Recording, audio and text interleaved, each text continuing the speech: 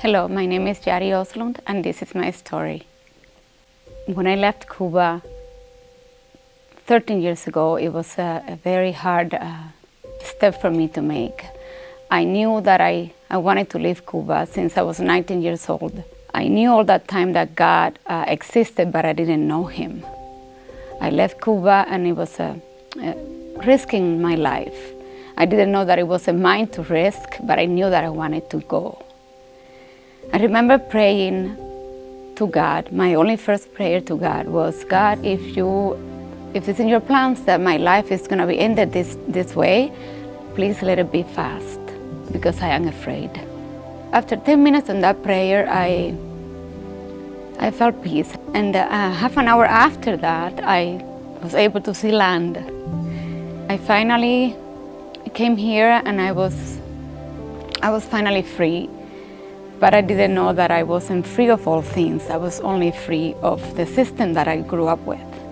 A few years later, I again prayed to the Lord for a way that I can have a better life.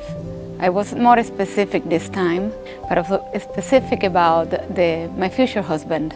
I never asked for a Christian man, but he gave me a Christian man. My first time I went to church, I was welcomed from wonderful people, welcomed me, and in my head it was only going to be for my son and not for me.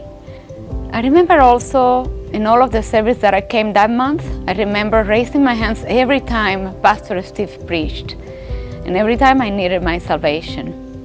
I will raise my hand and I will stand up. I will ask people to pray for me, and everybody will pray and hug me and make me feel that I was accepted by God and that Jesus came for me. I remember going to Savor the Season event and seeing all these beautiful ladies and all the wonderful things they did, and I said, I want that. So I decided to continue to go to church, continue to learn in the Bible. My husband was a super happy man. I wasn't going to church for my son anymore. It was also for me. And thanks to my husband, I was able to meet the Lord.